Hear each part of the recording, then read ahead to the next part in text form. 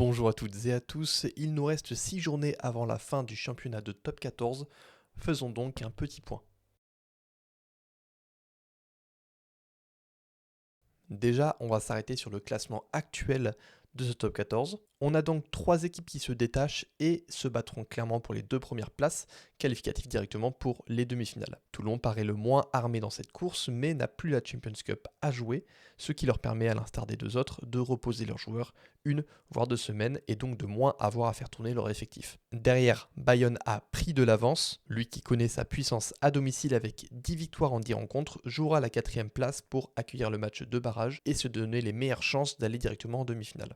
Castres derrière ne s'est pas décroché avec seulement 4 points d'avance face à Lyon, 7ème, et va devoir maintenir sa solidité à domicile pour décrocher une place en barrage. On a donc en 6ème Clermont-Ferrand qui est à égalité de points avec Lyon, mais aussi avec seulement 5 points d'avance sur le Racing, qui pourtant regarde autant derrière que devant puisque leur maintien est loin d'être acté. La bataille pour le maintien va donc concerner le Racing, même s'ils ont pris de l'avance, le Stade français, qui connaît cependant du mieux avec 3 victoires sur les 5 dernières journées, Perpignan, qui à l'inverse est à la peine, et enfin le RC Vannes, promu cette année et dernier, mais pas décroché puisqu'ils sont à seulement 2 points de Perpignan et 6 du Stade français. Maintenant qu'on a rétabli un peu les ambitions de chaque équipe et le classement actuel, parlons donc des prochaines rencontres de chaque équipe. Déjà, pour Toulon, 2 matchs sont sûrement entourés en rouge dans les vestiaires puisqu'ils recevront Toulouse et Bordeaux. En sachant que Toulouse jouera sa demi juste avant d'aller à Toulon, ils risquent donc de mettre des cadres au repos, potentiellement, et Bordeaux les joueront après la finale, avec peut-être le même scénario s'ils vont en finale. Pour le reste du calendrier, c'est plutôt abordable de leur côté, avec des déplacements à Vannes, même s'il faut toujours se méfier, à Pau, qui pourrait quand même se réveiller, et à Bayonne, qui pour le coup sera plus compliqué à gérer. Derrière, on va prendre les Castrés, 5e, qui accueilleront Clermont, 6e, et Lyon, 7e, lors des 23 et 25e journées, dans des rencontres qui seront décisives. Lyon jouera 3 concurrents directs lors des 3 prochaines journées, puisqu'ils vont accueillir donc Montpellier lors de la prochaine journée, qui est 8e. Ils auront un déplacement à Clermont-Ferrand, 6e, et une réception de Pau, 9e. Ce bloc sera déterminant pour connaître leurs chances de qualification derrière. Dans ces prétendants aux phases finales, pour moi, la plus grosse inconnue, peut-être, ça va être La Rochelle et le Racing, totalement en méforme actuellement, qui pourrait se joindre à la bataille. On le verra assez rapidement puisque le Racing affrontera Perpignan et le Stade français lors des 2 prochains matchs qui détermineront s'ils joueront un barrage de phase finale ou de maintien, en sachant qu'ils ont encore la Challenge Cup qui peut leur permettre de vivre une belle fin de saison malgré tout. La Rochelle également sera fixée dès leurs 2 prochains matchs, puisqu'ils vont avoir la réception de Bayonne, qui n'a gagné que 2 fois à l'extérieur cette saison, et le déplacement chez un Bordeaux possiblement amputé de quelques cadres, puisque ce sera juste avant leur demi-finale contre Toulouse la semaine suivante. En bas de tableau, il y a beaucoup d'inconnus, notamment pour le Stade français déjà, qui accueillera un Toulouse sûrement remanié, qui ira au Racing puis à Perpignan. Je ne saurais pas dire ce que donneront ces deux premiers matchs, mais s'ils n'en remportent aucun, le déplacement à Perpignan, ça ressemblera plus à un match de la peur qu'autre chose pour eux. Maintenant, on ne va pas se mentir, s'ils ne font pas n'importe quoi, le Stade français ne sera pas un vrai concurrent au maintien, c'est plutôt Perpignan et Vannes qui se joueront la 13e place synonyme de barrage contre le finaliste de Pro D2.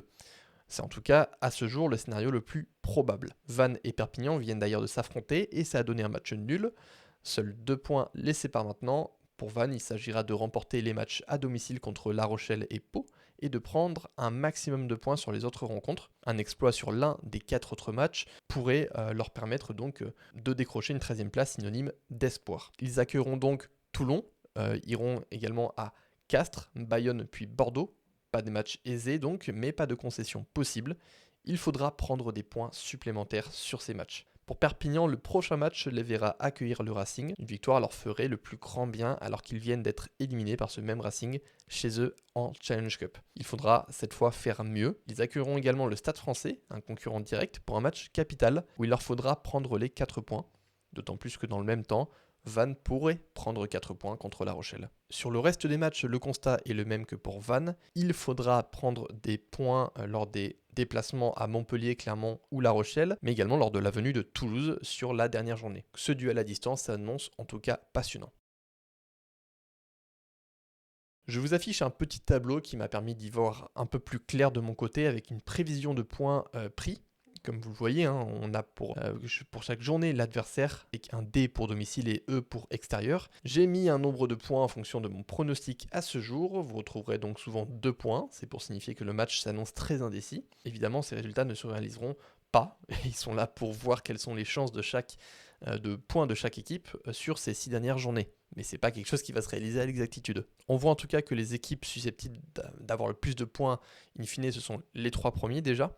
Et puis clairement également, j'ai pas pris trop de risques dans ces résultats qui sont disponibles dans la description. Avec les résultats indiqués, en tout cas, Toulon finirait à 1 point de Bordeaux. Clermont passerait 5e devant Castres. Lyon et Montpellier ne seraient qu'à 2 points, ce qui montre à quel point cette fin de saison s'annonce vraiment passionnante puisque on est sûr de rien. Le Stade Français passerait devant le Racing et Perpignan et Vannes finiraient à égalité. En résumé, du suspense pour les 2 premières places, du suspense une nouvelle fois pour les qualifier en barrage et du suspense en bas de tableau entre 3 équipes. Lors de la prochaine journée, je vous conseille vivement déjà le Lyon-Montpellier dans lequel Lyon sera donc favori à domicile mais n'a pas bénéficié d'une semaine de repos comme les Montpelliérains. Les rencontres du Stade Français et de Perpignan contre le Racing seront très intéressantes aussi et ça nous en dira beaucoup plus aussi sur la suite dans la course au maintien. Une affaire à suivre.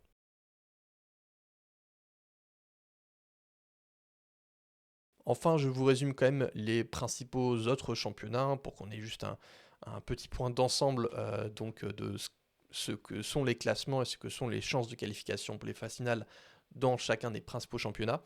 J'ai omis volontairement le championnat japonais que je connais trop peu, donc je ne serais pas forcément capable d'avoir une analyse là-dessus. En Angleterre, c'est Bath qui domine largement, suivi par un Bristol qui doit gagner son prochain match contre le 3e pour garder son avance. Derrière, on a entre le 3e et le 7e 2 points d'écart et il reste 5 rencontres, donc tout est encore possible, sachant que seuls les 4 premiers se qualifient pour les phases finales. Pour l'URC, qui regroupe pour rappel les équipes irlandaises, galloises, italiennes, écossaises et sud-africaines, on retrouve le Leinster bien sûr en tête, puis Glasgow qui réalise une énorme saison. Derrière on a 2 équipes sud-africaines qui sont les Sharks et les Bulls. Et on a une panoplie d'équipes qui sont proches. Entre le Ulster 6e et le Connacht 13e, il y a 4 points d'écart. Enfin pour le Super Rugby, même si on n'en est pas aux mêmes phases, on n'en est qu'à un tiers du championnat, mais les Chiefs gardent leur leadership actuellement, de peu. Les Blues sont à l'agonie alors qu'ils étaient parmi les favoris. Et les Reds et la Western Force font très forte impression. Pour le moment, en tout cas, seuls les Fidji Droits sont un petit peu décrochés pour la qualification parmi les 6 premiers. Encore une histoire à suivre. Voilà pour ce petit point championnat. En tout cas, j'espère que vous avez aimé ce format. N'hésitez pas à mettre un pouce si jamais vous avez aimé. Et puis en tout cas, moi je vous dis à très bientôt. La bise.